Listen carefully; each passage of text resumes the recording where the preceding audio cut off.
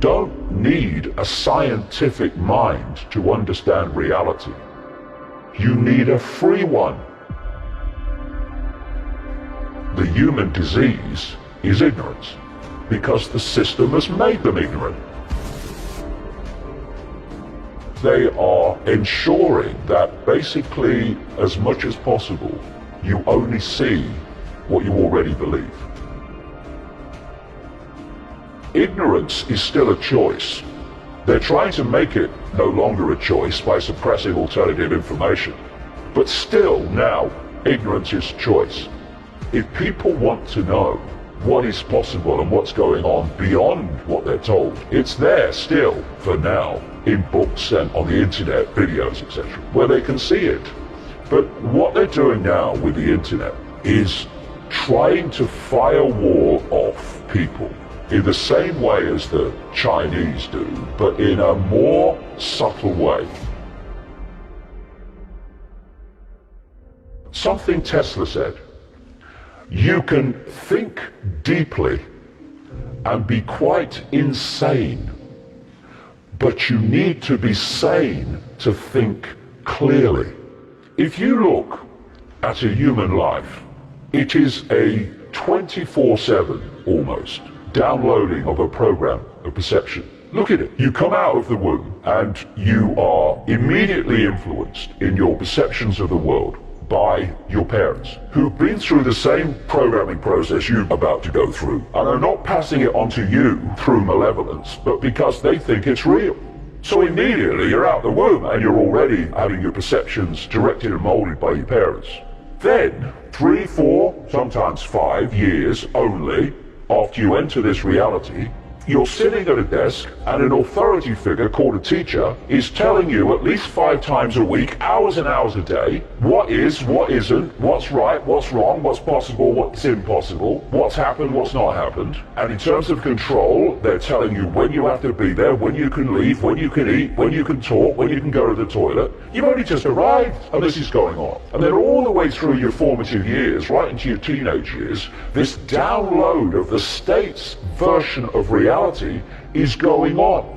At the same time, your parents, when you're younger, they are confirming that what you're being told at school is true. All the people around you, your peers and your friends and your acquaintances, are going through the same programming system. Every time you turn on the mainstream media, and much of the alternative, let me say, they are telling you the same thing is true. And so on and on and on it goes. And then there's not only the download of the perception, there's also the policing of the perception.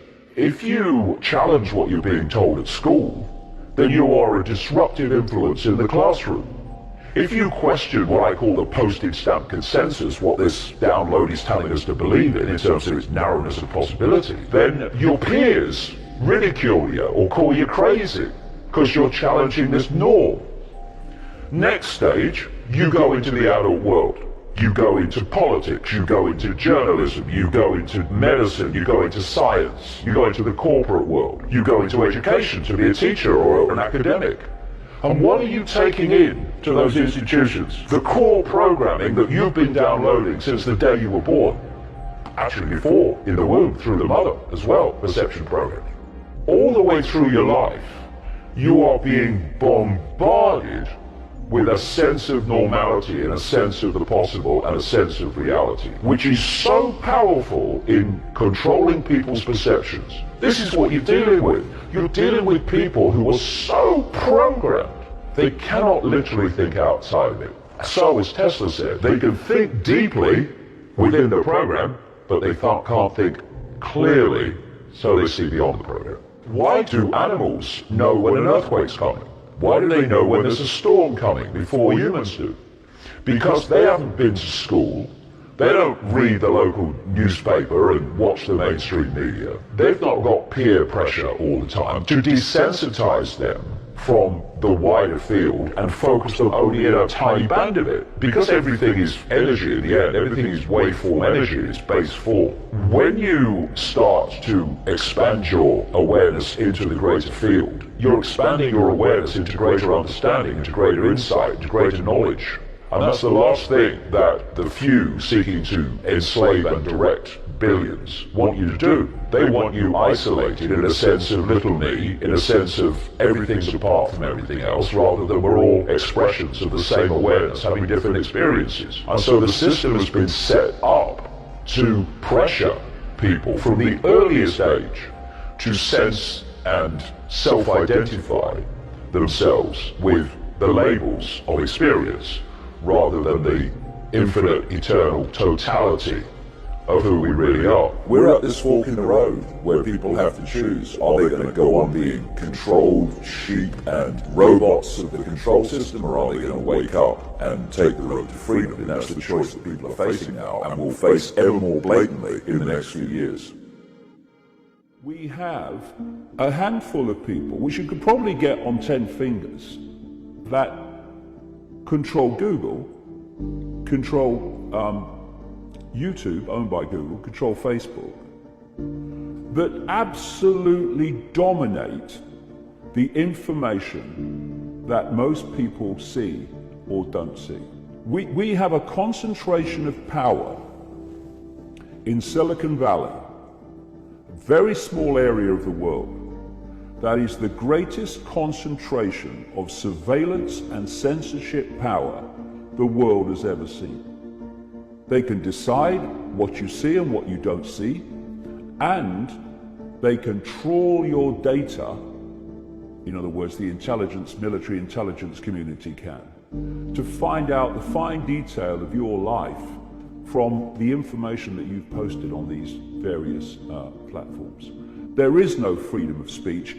By the definition of freedom of speech is the freedom to speak your opinion and not have it censored and not have it banned. We need to put down these irrelevant manufactured fault lines of race and religion and culture and color that divide us, and realize that we're actually all one consciousness having different experiences, and that we've got caught in the illusion that the experiences of who we are when we are that consciousness that's having the experience. And if it goes on, there will be no body who can speak in public and challenge the official narrative, because they'll all be banned. That's where we're going.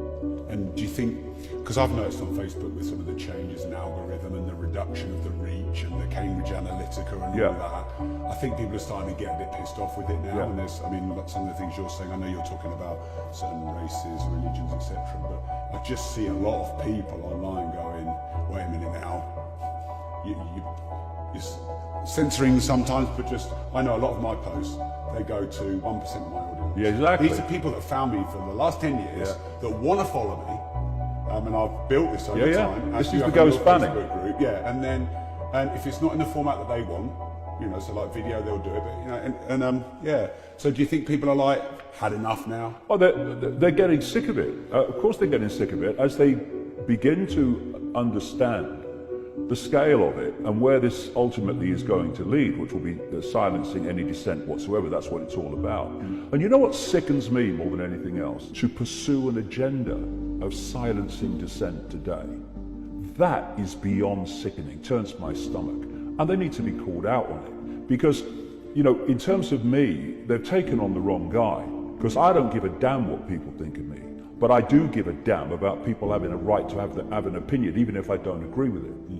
And a lot of people, when they're faced with this, they run or they give up. When people try to silence me, I just run at them even quicker.